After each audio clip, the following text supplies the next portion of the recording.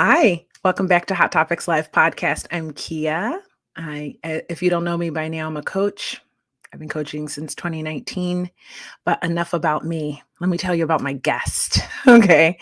Today we're talking about when you should give up on love because it's hard out here. Okay. I know I'm out here dating. Okay. I've been in a long-term relationship. It ended. I've been into another long-term relationship. It ended. And I'm back out here dating again. So, when do you give up? I mean, when is enough enough already? I mean, it's hard out here. Dating apps, meeting people in person. It's so difficult to just meet what seems like someone who can stand the test of time, right? So let's just give up, or maybe not. I don't know. Let's ask my guest. So let me tell you about Whitney Cubbison. She is an incredible writer, and she was on this podcast 2 years ago talking about her first book. And so we're going to dive into her second book today. And if you want to see that episode, you can go back on Facebook or on YouTube and just go back to my lives and you will see it. It's an incredible episode. And you can find out more about Whitney there and what we talked about then, and wine. And wine. We were talking about that too. But let me tell you about her because she's pretty incredible. Okay. I'm going to read her bio because it's extraordinary and I don't want to screw it up. Okay. So, stay till the end because there's something special for you. So do not click off. Stay till the end. And there's something special for you. Plus, you don't want to miss Whitney and everything she has to say and her book. It's incredible.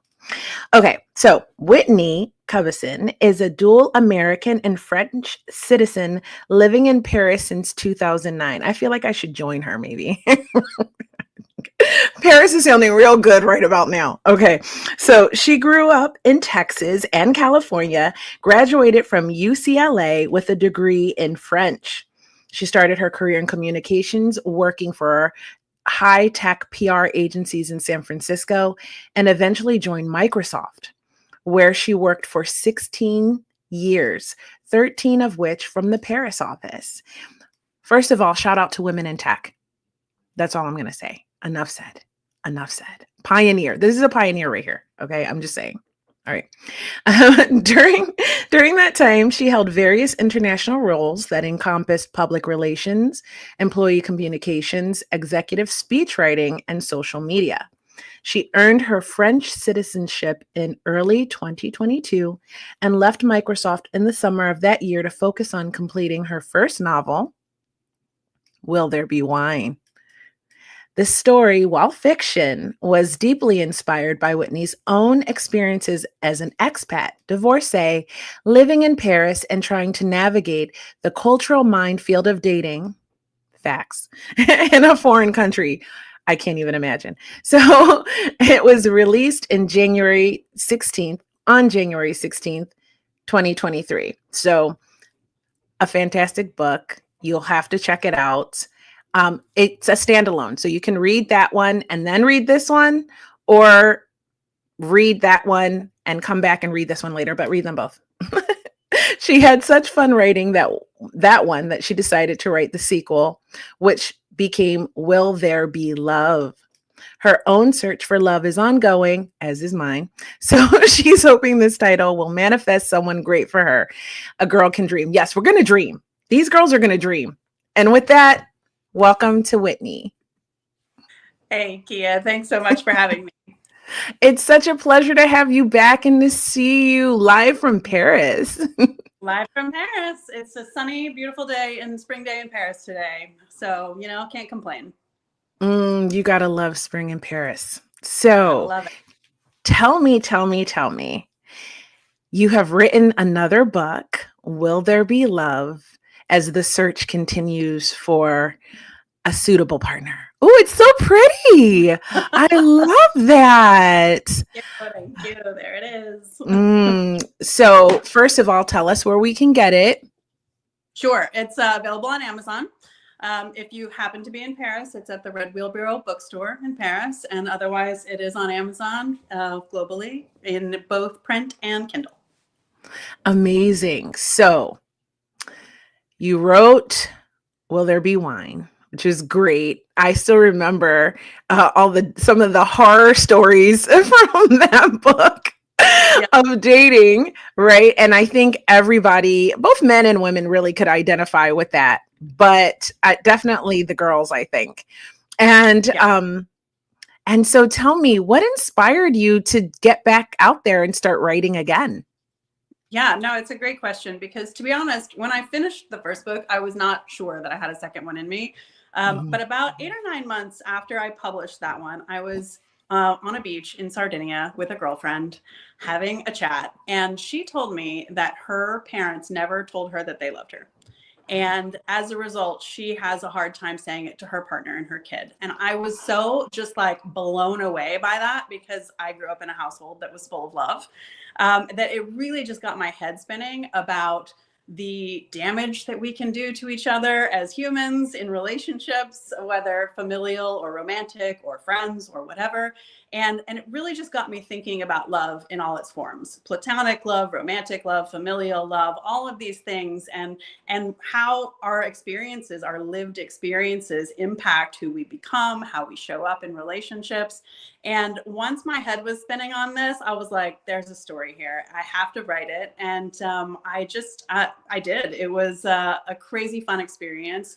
In contrast to the first book, this one is 100% fiction. So obviously there was a bit of inspiration from that one friend, but it's definitely not her story. So it's a full fiction, totally different, fun, creative writing project. I banged out the first draft in 2 months.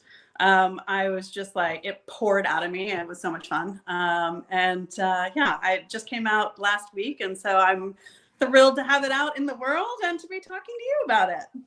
Oh my gosh, it sounds amazing. I cannot imagine Yeah. that someone's family never said, "I love you." I mean, that's I think beyond me. there's a cultural thing in there too. She was French.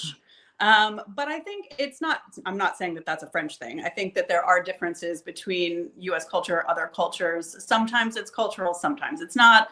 But yeah, that just really struck me as like, what a hard thing to kind of process and deal with and figure out. And so, yeah, I just, once that was spinning in my head, I could not put it down. So here we are with the book. Wow. Yeah. That's so I mean, I can feel why that would be inspirational because there Yeah. is such a search for love that we all have, Yeah. whether it is self-love, whether it's the love of family, friends, just like you said. So I'm interested in knowing like how did this develop? Like how did you decide the character and come up with the storyline? Yeah. So the first book, Austin is the main character. And Mhm. Austin ends at the end of the first book, she ends up with a guy named Matt. And so Austin and Matt are both in the new book. They're both narrators. This book is 4-part narrator. So it's the two of them plus Ophelia and Gianluca. Ophelia is Matt's first love from university. She's the main character of this book. Her husband, Gianluca, is Italian. So I really wanted to talk about love and kind of where it starts and where it ends and what builds it and what breaks it, but told through the lens of these two couples that are in very different places of their relationship. So Matt and Austin are a brand new couple, just falling in love.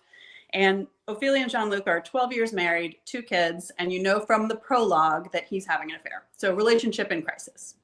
And so the book takes place mostly in Ibiza, in a villa, for Ophelia's 40th birthday party. The 4 of them are there, plus 4 other friends, one of which turns out not to actually be a friend. It's the mistress, who shows up with her boyfriend and then 2 other friends. So there's these 8 people in the villa. That's the majority of the book. And the drama arc is the affair going to come out?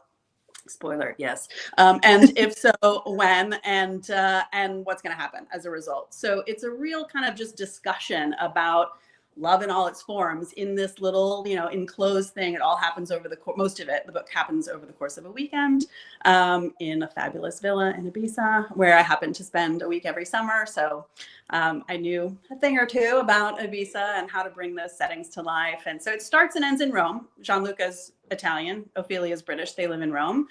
it is bookended in the middle where with some Paris, because Austin and Matt are in Paris, and then most of it's in Ibiza. So it was the kind of way that it all came together is I because I used to work at Microsoft, as you said in the intro, for 16 years, I still work in Excel. Some old habits die hard. So I did a character map in Excel of these 8 people that were going to be in the villa, who they are, how they knew each other, how old they were, what their jobs were, what their backstories were, their emotional damage was, etc. And I put that all out in a character map, and then I just started writing. And I didn't really have a plot in mind. I knew vaguely what I wanted to talk about, but I didn't really have the plot. I just started writing. And I went to this self-publishing conference in London a couple of years ago, and there was another writer who was talking about that there are 2 kinds of writers. There are plotters and there are pantsers. And I was like, what's a pantser? And I was like looking it up online, and it's apparently someone who writes by the seat of their pants. And turns out I am a pantser. So once I had the character map down, I just started writing, and it poured out of me in 2 months. And then obviously I went through edits and did the whole thing. But yeah, it was super fun. And it was great to bring Austin and Matt back in, see their relationship continue and grow and figure out, what's going on with each other. But to introduce every other character in there as a new character that was not in the first book. So lots of new ground.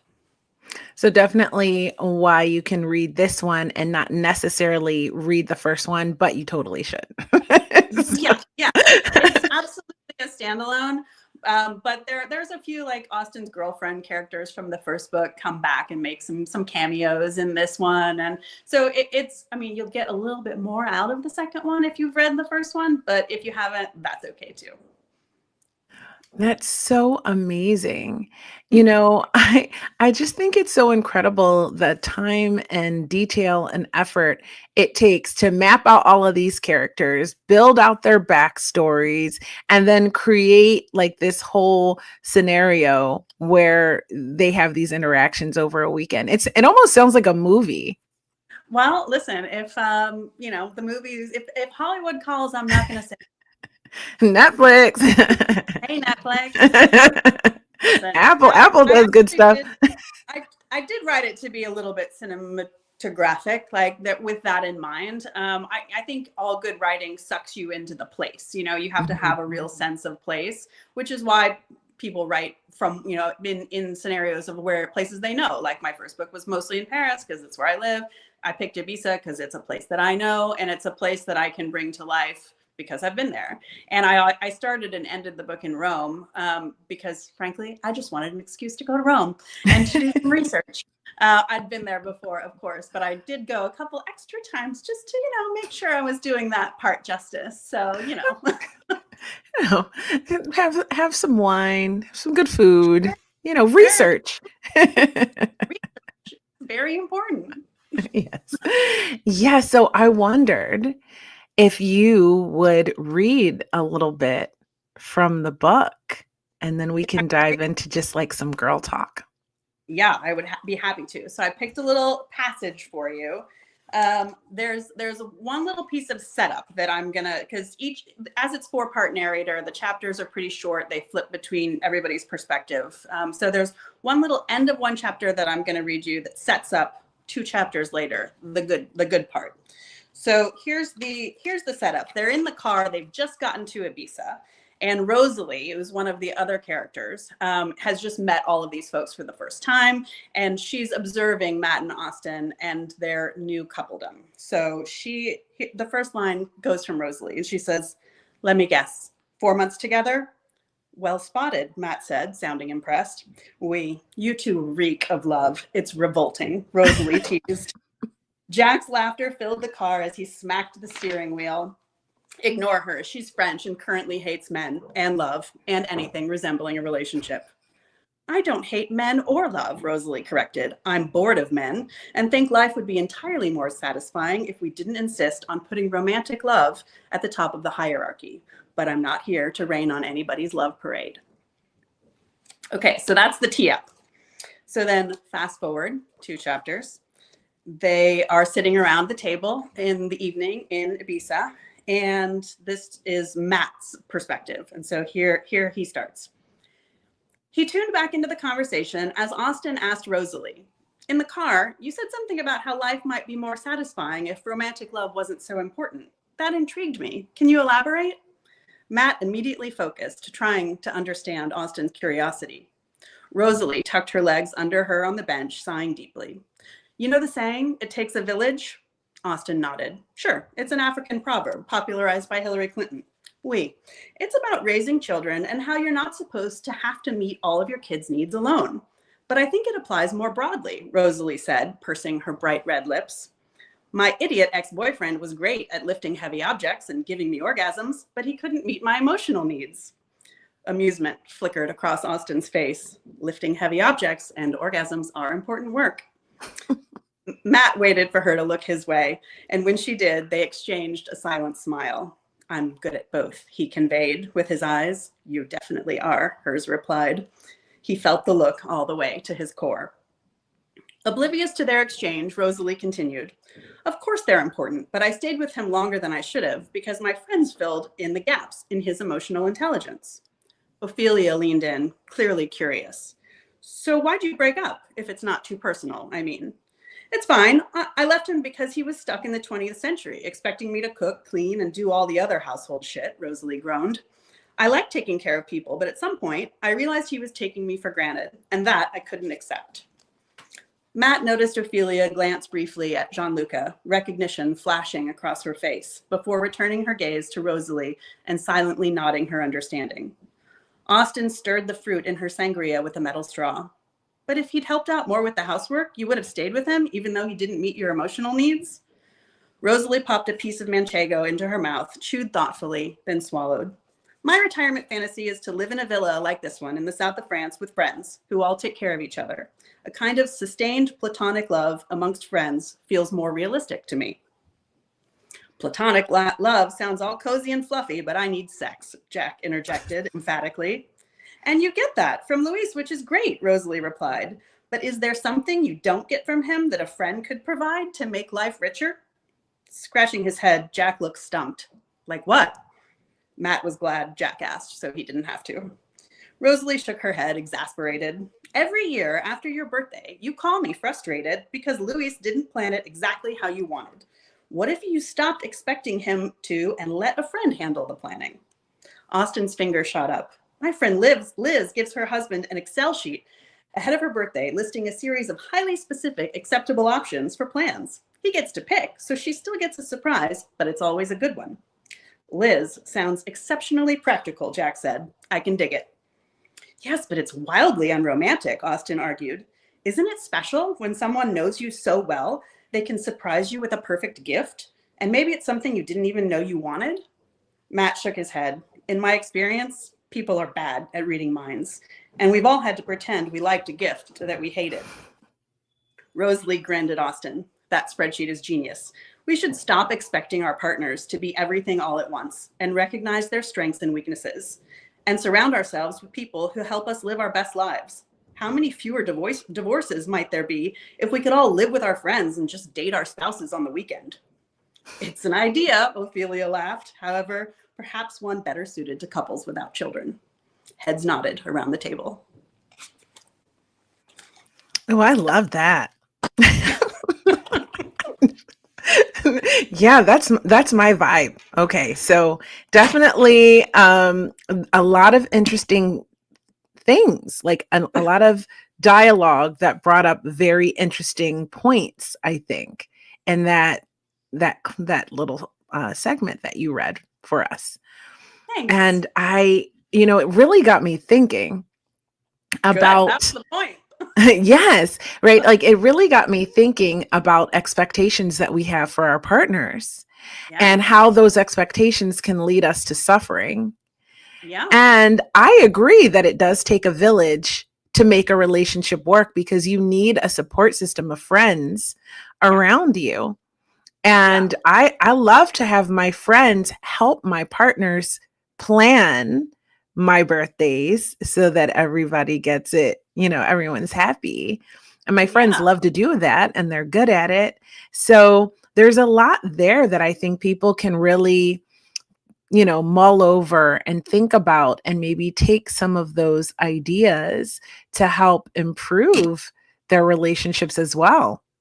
Yeah, I mean, I think back in, when the "it takes a village" concept was created, as said in the book, it was about raising children. But I also think that we as a society, Western society in particular, have moved so far away from the concept of the village to expecting our partners to be the answer to all of our problems and all of our prayers, and that kind of isolationist tendency that things have moved toward means that you just suddenly have too high of expectations often on what one person can do in your life to complete you, which, is crazy. And so I love this idea of going, the pendulum always swings back and forth, right? Like it swings really far one way and then really far the other way, and then it comes back in the middle somewhere. And I feel like there's a middle that we've missed somewhere about how we rely on the tribe to make sure that we're living our best lives and not expecting one person to meet all of our needs, which is just so unfair on that person and ourselves, I think. So anyway, I love that concept, and it was one of several that I wanted to explore in the book. So there's your first little taste. Ooh, I loved it.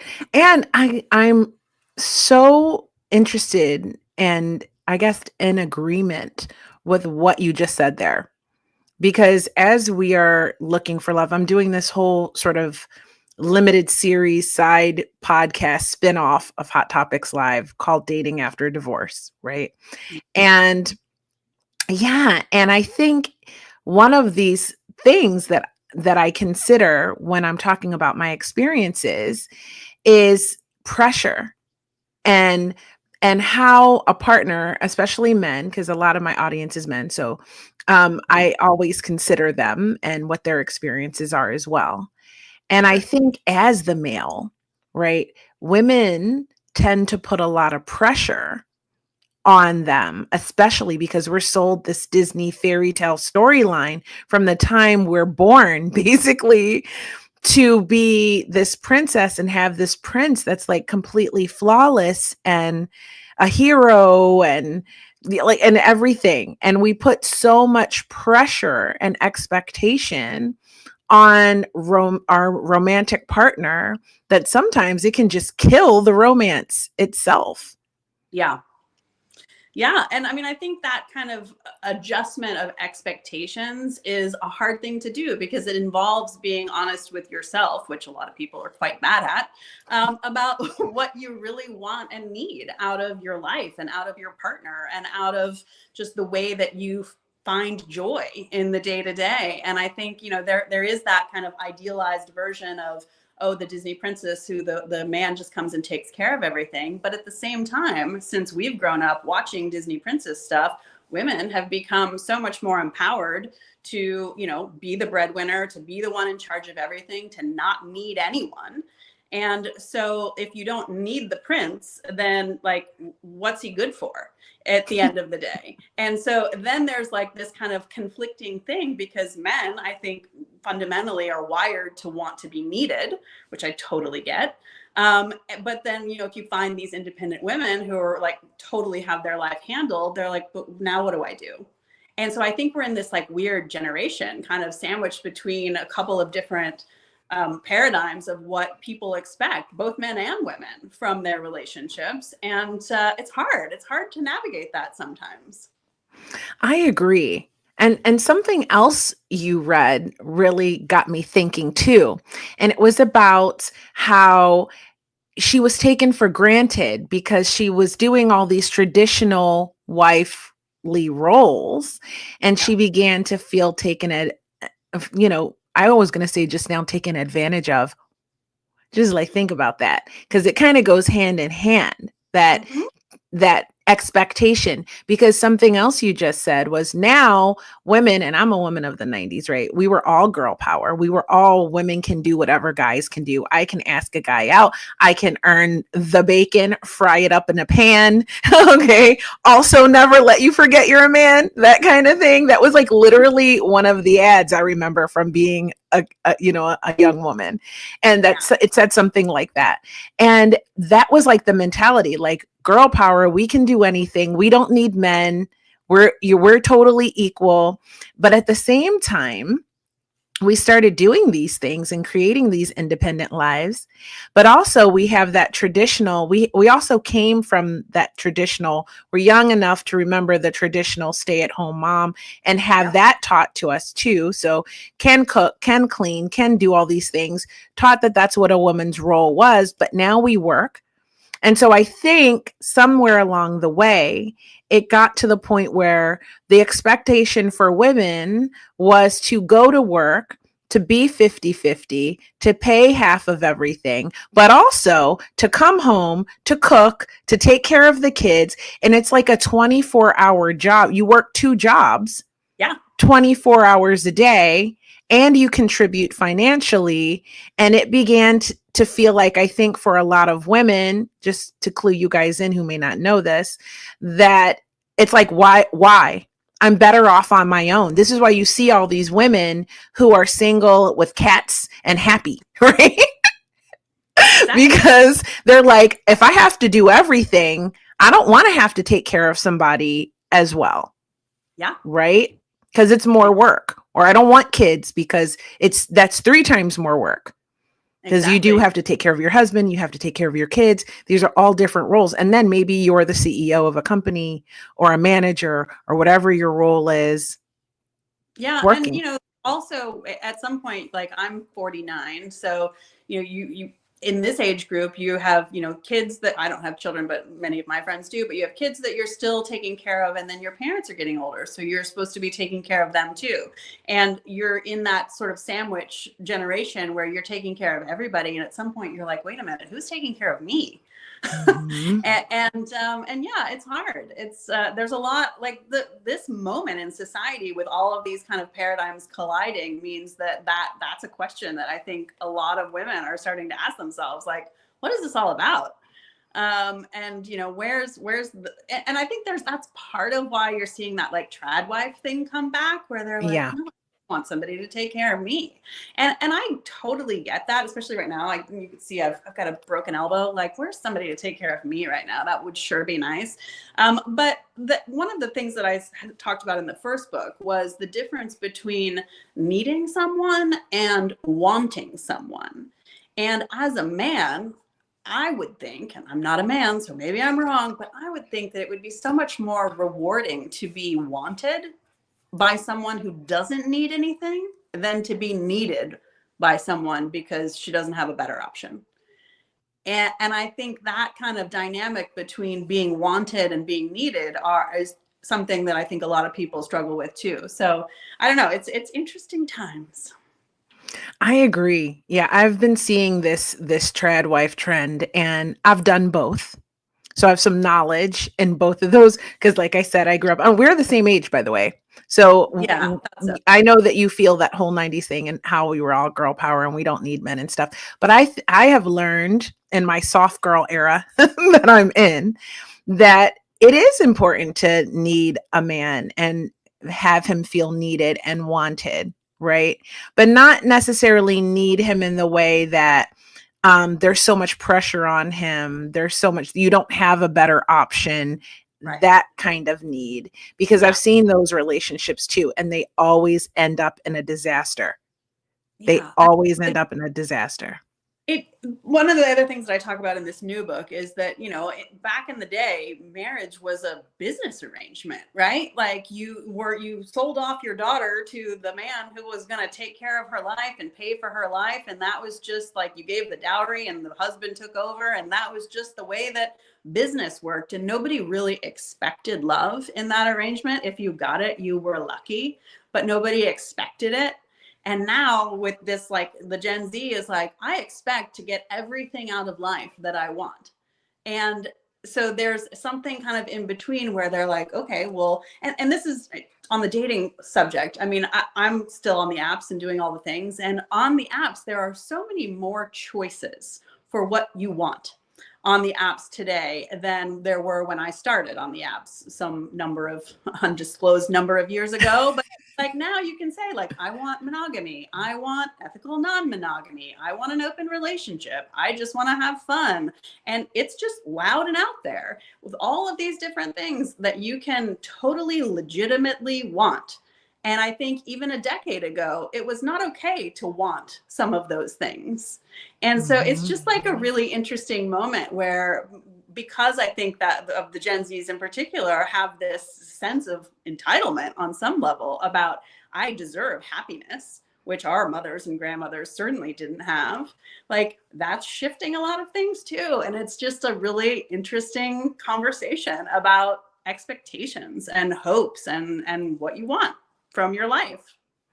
I agree. My kid is Gen Z, and when you talk about that sense of entitlement, I get that.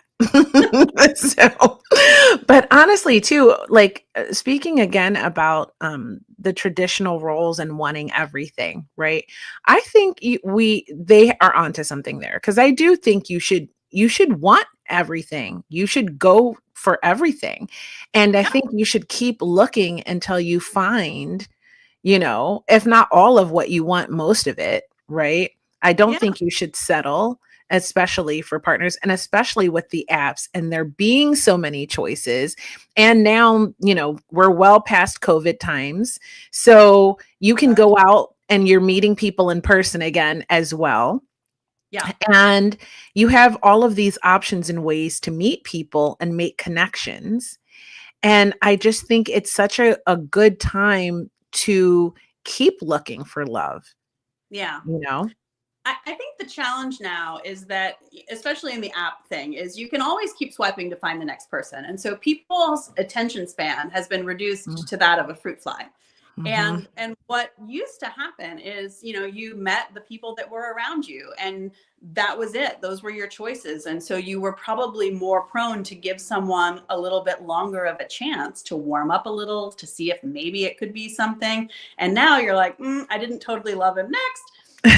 And that kind of, shopping experience online, I'm just going to swipe to the next one, has made, I think, connecting with people harder, because like it does take a minute. Like there is nervousness in people when you meet them for the first time sometimes, and it's not always going to be like rainbows and unicorns and fireworks from the beginning, but that doesn't mean that there's not something there worth exploring. And I think that kind of ability to slow down in a world where nothing slows down is another challenge, in that thing of yes, like look for what you want, but also like be curious enough in the moment to like find out if what you're looking at, maybe scratch the surface a little, to like give that a chance to be something before you just go next. And that's the tough one, because I know I've been on dates where I'm like, well, it wasn't an immediate yes, so it's an immediate no. And on some levels I think that's right, and I'm like a big trust your instincts person. And sometimes it's very obvious, but there are other times where I'm like, I don't know, like, should I have gone out with that person again? Should I have given that a second chance? And I think it's important to ask those questions, because we can get into that tendency to just move too fast onto the next thing. Wise words.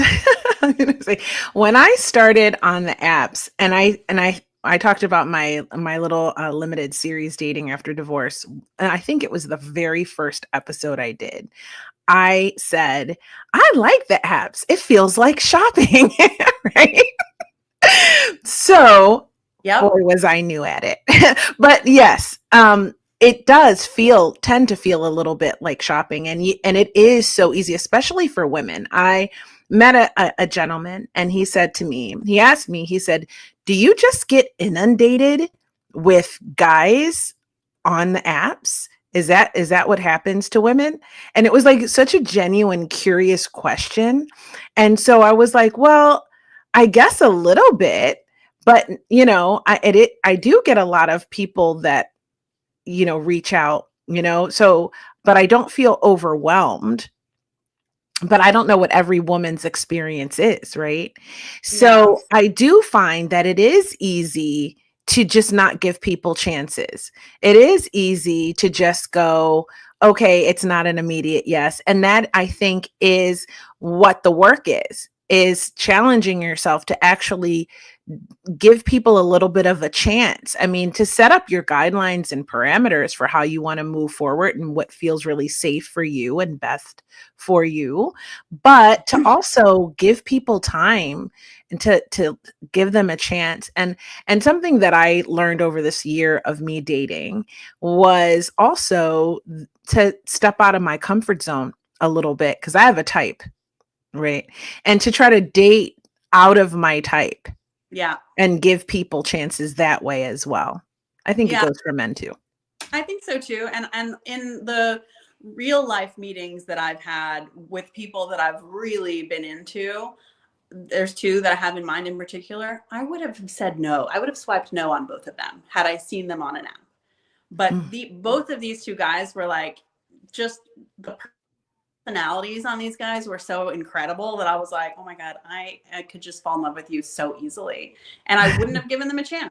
And I think that that's where dating apps fail, because you can also match with somebody, and this has happened to me too. You match with somebody, you have great conversation online, it's all the good back and forth, and then you meet them in person and you're like, nope, absolutely not. So it can go both ways. That's me. That's why I don't like a lot of back and forth on the app or via text. I'm like, let's just chat a little bit, feel each other out, have a phone call, make the date, go meet in person as quickly as possible, I feel. Yeah.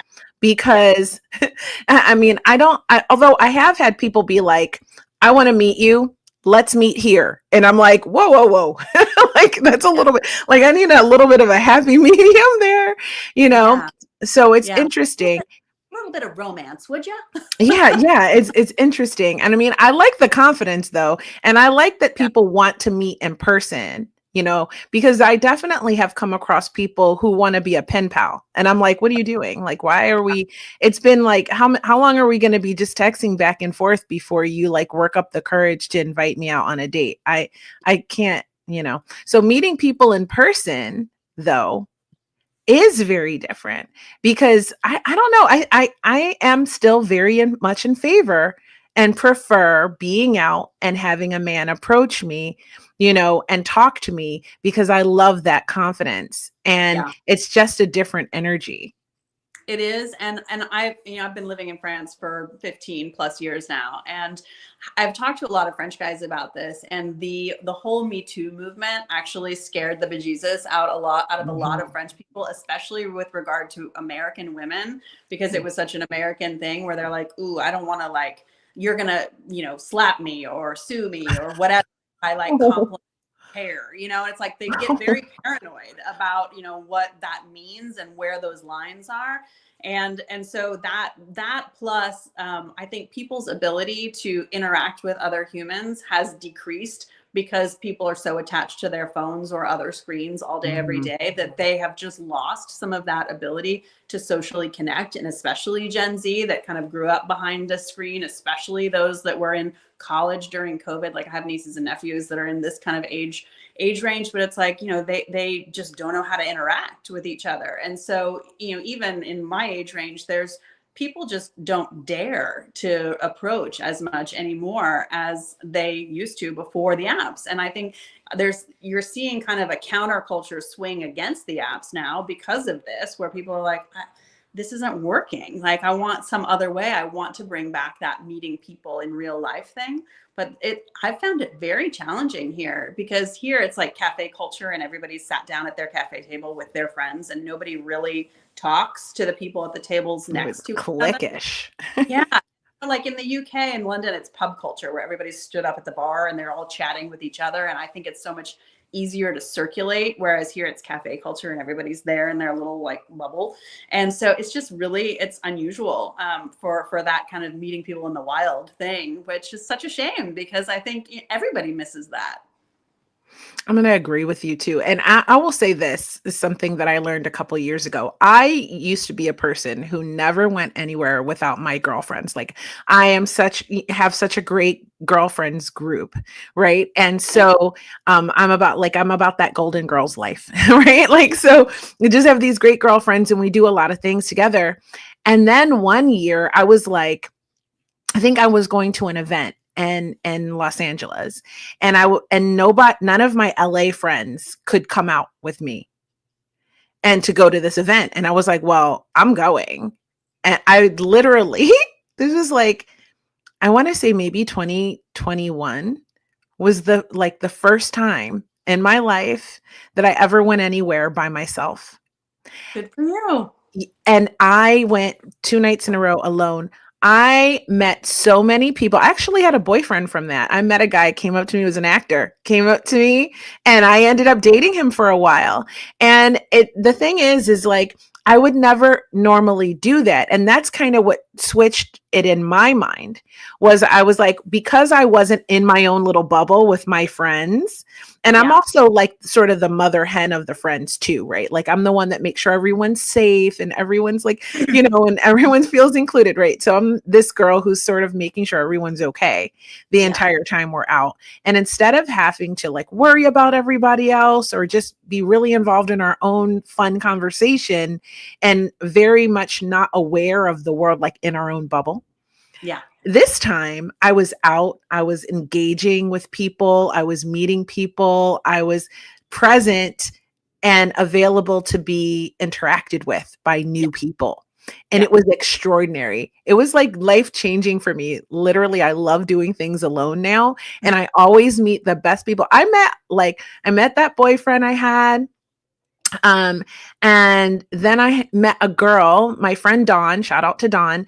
She has become a lifelong friend. I did something again I would never do. Usually I wouldn't sit right next to someone, and I would usually put like a few seats in between us.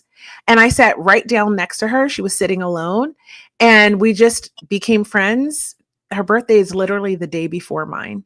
Like we just instantly hit it off, and we've been friends ever since. And that's because I was brave and I Yeah. went by myself and I was open, right? Yeah. And I think if you open your energy up when you're out places, people will be attracted to it and they'll come talk to you. And I agree. Totally.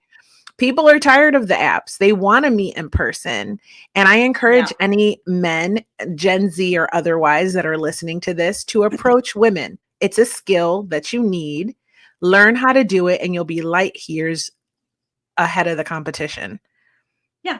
Mhm. Totally. I mean, it's not hard. It's about having like basic human decency and respect for the others, and not going in with like a certain amount of bravado and assumption about our expectations, but just a, curiosity about meeting another human being and seeing if you might have something in common. And it's not rocket science, and it doesn't take the snappy pickup line, and it doesn't take their, being some like extraordinary effort. It's just like, let's connect as human beings and see if there's a mutual interest there.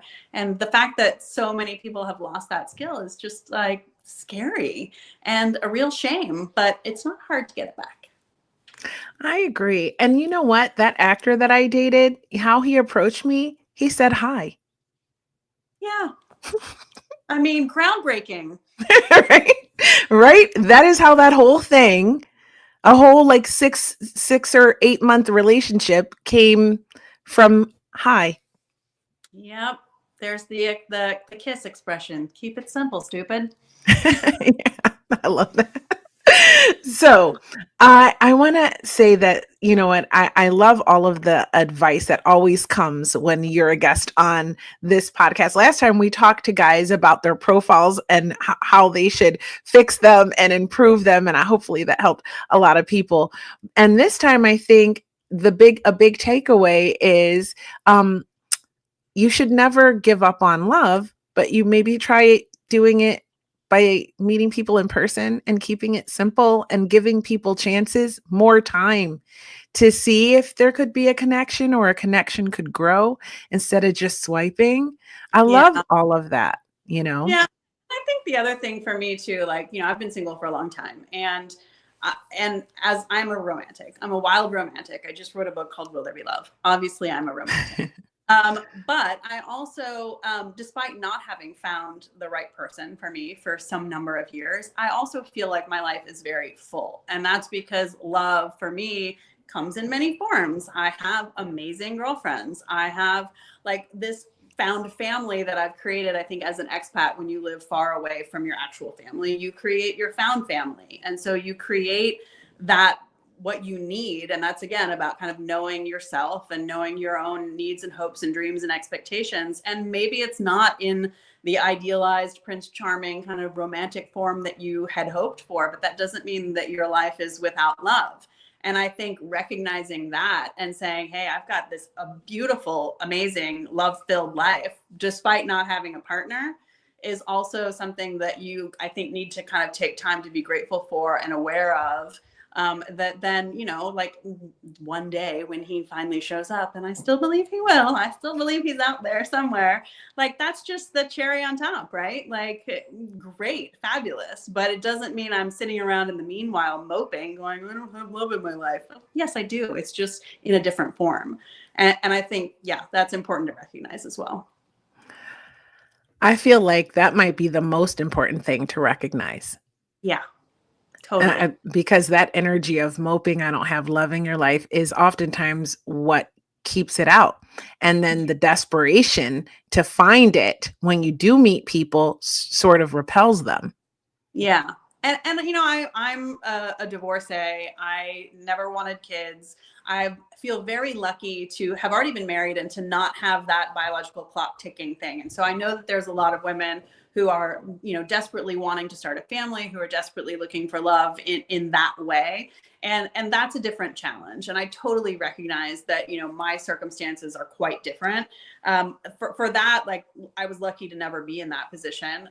But, you know, I think, again, you have to be really honest with yourself about what you want and need and where you're willing to make those compromises, and go into whatever the situation is eyes wide open. I have another friend who had a baby recently on her own, just because that was the one thing she was really knew she wanted, and it's been super challenging for her. And I think she didn't really realize what she was getting into making that decision. But, you know, no regrets, obviously. I think, you know, that's not at all on the table. But I think that kind of self-awareness and asking those hard questions of yourself is so important to, like, set yourself up for success and happiness. And maybe life doesn't look exactly like what you hoped that it would, but that doesn't mean that it can't be happy. I agree with you. I think we create our own perfect life, right? And I think that your friend certainly did that. She recognized what she wanted and she went for it. And I think that's really brave and courageous, Totally. especially to be, I'm a single mom now, and it's hard. So to Yeah, make that choice from the very beginning is challenging, but I give her every prop because she totally. created the life she wanted for herself. Yep, And that's what we have absolutely. to do. Yeah. And she knew, like, going into this, I'm going to have a baby and then a toddler, and I'm probably putting off dating for the next, let's say, 5-6 years, like, easy. But that's the choice that I'm making. And, you know, like, I think just knowing the trade-offs and picking your battles, it's hard. It's hard, but that's, you know, that's adulting. It's true. And you know what? Chances are she'll probably just bump into somebody in the grocery store, fall madly in love, and end up married with her toddler. Like, you just never know. Anything's You never possible, know. You you never know? know. Hmm. So it's amazing. And like you, I have been married. I've actually been married twice and divorced twice. And, you know, I feel like I'm constantly I'm an eternal optimist and an eternal romantic. So I Same. am always like, a relationship doesn't work out, I take my little time to like recover from that, and then I'm back out there again. So for Yeah. me, I feel like I will always be looking. Like, it's like kind of like that saying is kind of get rich or die trying. Mine is kind of like find that romantic partner that I'm really happy with or die trying. I will never give up. So Same. is that how you feel? Yeah. I like, I am convinced, despite all evidence to the contrary, that, like, the guy's out there and that he's looking for me just as much as I'm looking for him, and that one day we will meet and it will be magical. And until then, I just feel like my life is awesome, and I choose to not create room in my life for anybody that isn't going to make my life bigger and more interesting, because it's already pretty big and pretty interesting. And I think that there are, you know, like, there are people that I think bad relationships make women in particular feel like they need to be smaller, that they need to take up less space, that they need to fade into the background a little bit to not be in the way of whatever drama is going on in the other person's life, or not to be doing so well that they intimidate their partner or make their partner feel like their success isn't as big as hers is. Like there's so many women who I think get smaller in relationships because they don't want to make the men feel bad. And maybe it works both ways with men too. I don't know. But I feel like the right person is supposed to like enable you to take up all of the space that you deserve and more than you even thought you could, and that really like encourages you to go out and have everything that you deserve. And I think that that might not be what you expect it to be. And so like my first French boyfriend, for example, he on paper like maybe wasn't at all what I thought I wanted, like what I would have expected, someone I would have expected to end up with. But what was so cool about him was he knew everything about the French restaurant scene, everything about French wine, every restaurant we ever went to. He knew the chef or the owner or whatever. And it was just this part of Paris world that I would have never accessed on my own. And so I loved that. Like, he never went to college. He doesn't have the kind of traditional profile that maybe I would have said on paper is what I wanted. And he taught me that whatever that profile is that you think you want on paper, throw it out. Because the thing that you like, the thing that I find interesting is when I can learn something from someone and have access to some piece of life that I couldn't get on my own. And that piece is just, it could be anything. Like I dated a DJ in Paris once, and I was like, oh, I just can like imagine myself with like backstage at a rock concert with like, some like backstage pass around my neck because he like works for the radio station and got us in here. And that's fun. Like I'll never do that on my own. And so it's for me, it's about learning and experiencing everything that life has to offer and having people in your life that bring you that, extra open door. And like, who knows what's behind it? But like that, I just like knocking and figuring it out, seeing where that might take me and having no expectations in the process. And that's hard because I think having expectations is human nature.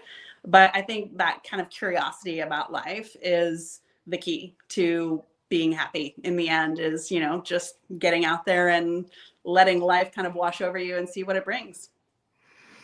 Oh my God, what brilliant advice. That is like golden. And if everybody just then sees this, just takes that and runs with it, you will be so much happier in your experiences. I agree with that. I feel like the curiosity is just being curious, without, and you're right. It really is hard not to have expectations. I'm not saying don't have standards. I'm saying not to expect too much.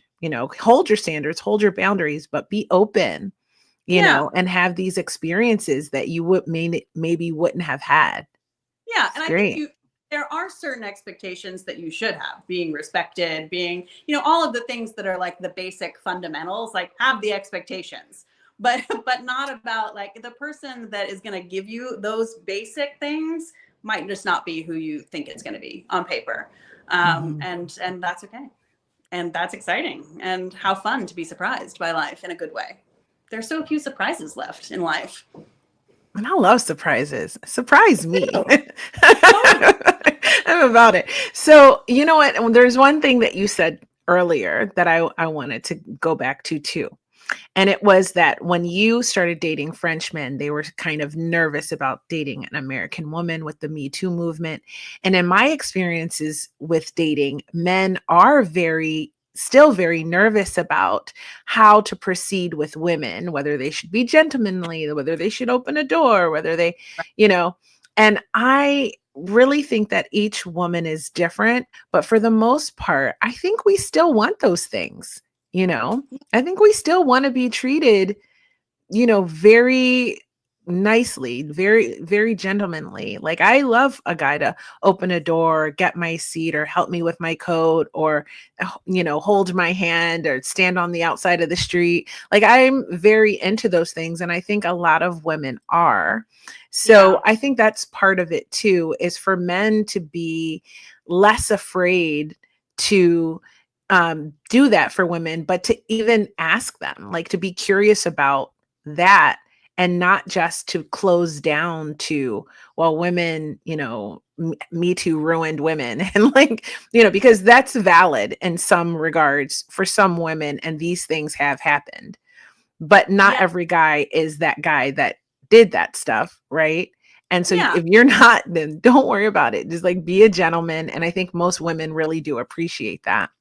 Yeah. I mean, I think like the simple thing is don't be a predator. Yeah. And once you get past that, there's a lot of latitude. But I do think that there is something about I read something today that really stuck with me, and I saved it somewhere, but it was about like recognize that a woman doesn't need you to do all of those things, but she may still want you to do them. And doing it not from a place of, hey, little lady, I bet you need me to open this door for you, but just saying, you know what, let me help you out. Like, yeah, I know you can, but I want to help you. And I think it's, again, the need versus the want thing, and where your intention is, and where, what the reason why you're doing that thing. Is it because you think she can't? Well, yeah, that's probably going to be taken badly. Is it because I know you can, but let me help you out? Like, why not? Like, I want to do something nice for you. Like, there's probably no woman on earth who doesn't want that. Agreed. Agreed. Do the nice thing and don't be a predator. Don't be a predator and be nice. And then Yeah. totally. Yeah. Yeah, I agree.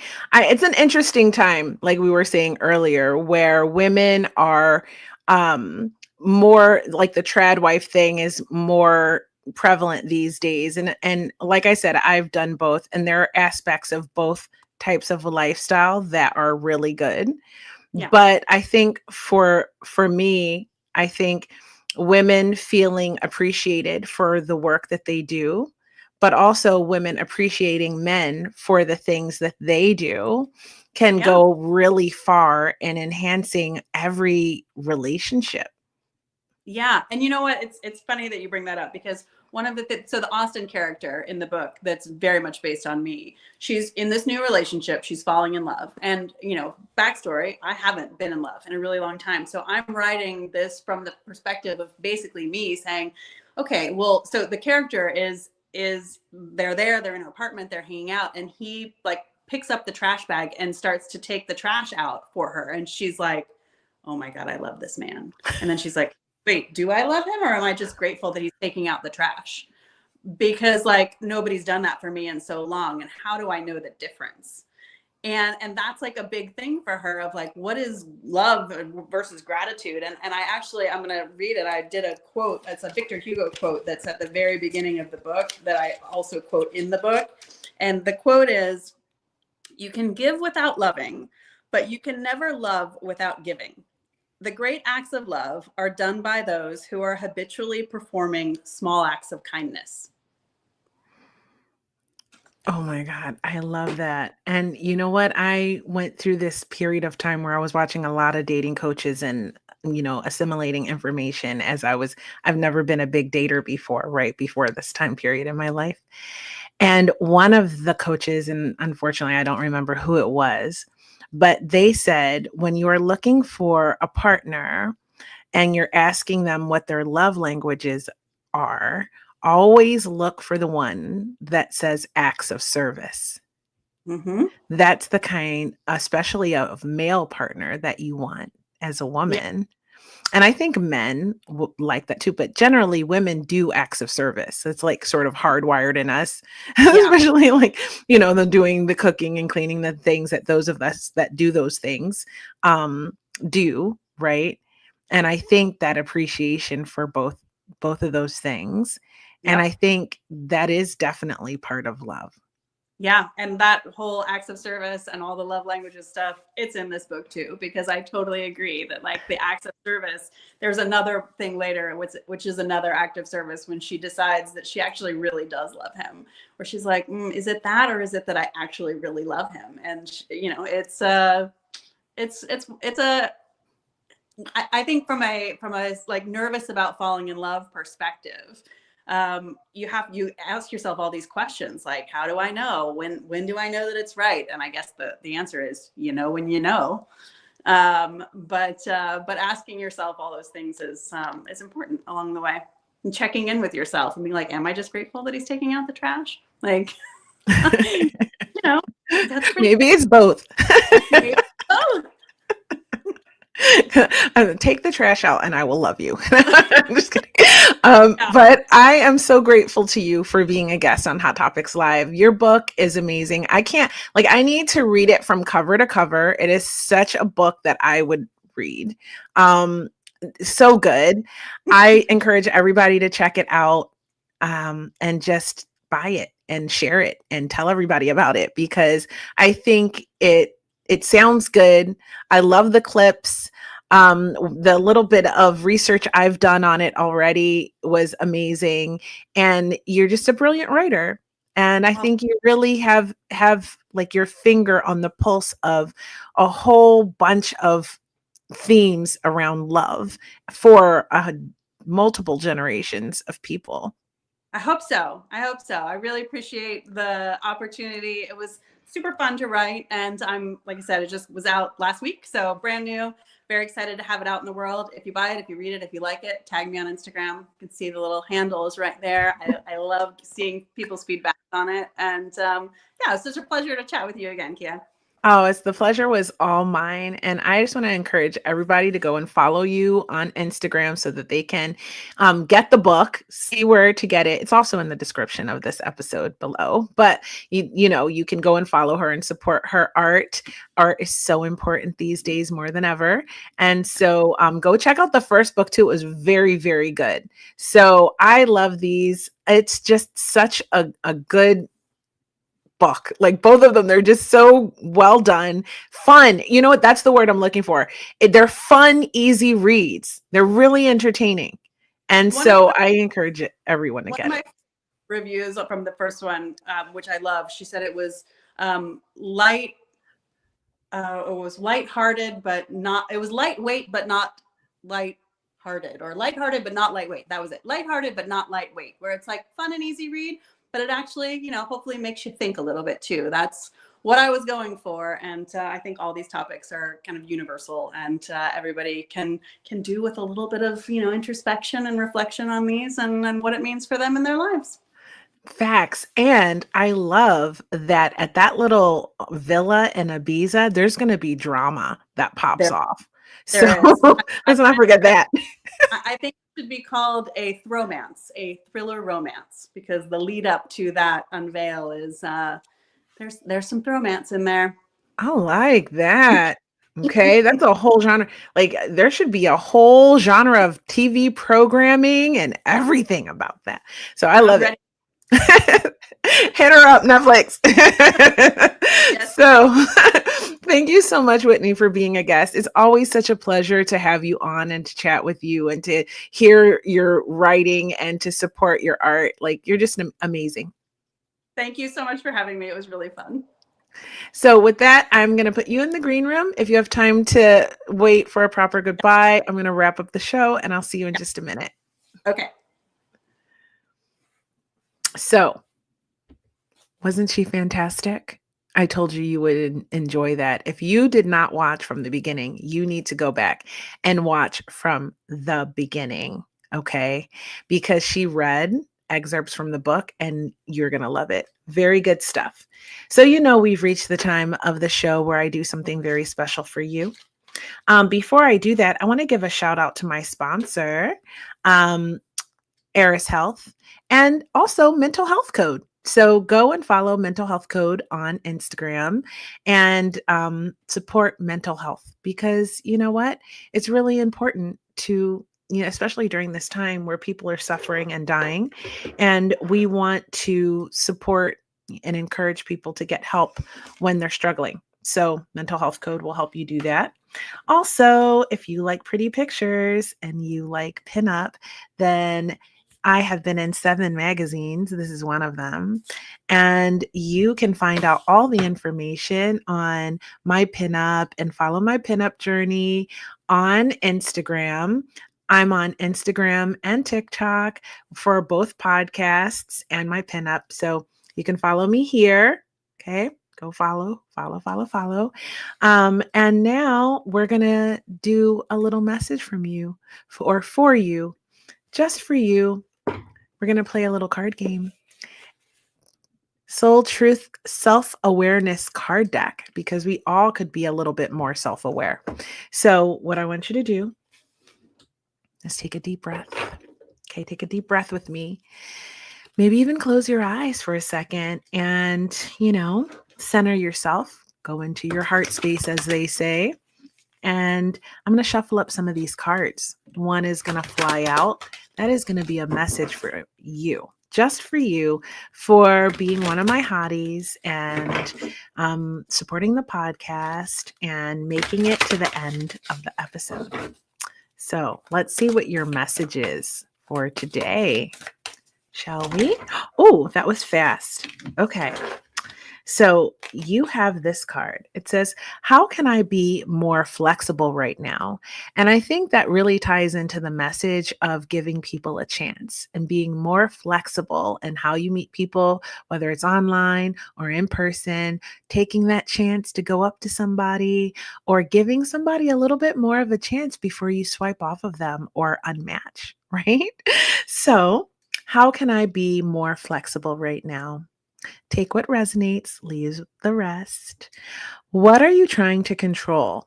Maybe it's time to let go. Let love move through you today and trust the outcome will be for your highest good. Today's soul action, remind yourself all day long that you are safe, that life is happening for you, and that you are not alone. Then do some yoga or Pilates. I like them both. So with that, I'm going to wrap it up. I want to thank you so much for tuning in to Hot Topics Live podcast. If you watch live, you should drop comments. You guys, you could have commented. You could have asked Whitney questions. Don't be shy. I saw you watching.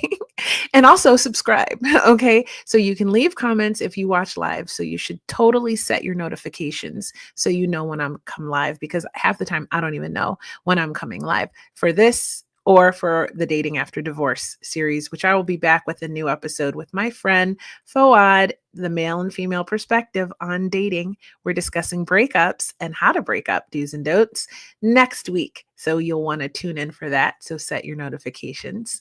I love you guys, and I will see you next time.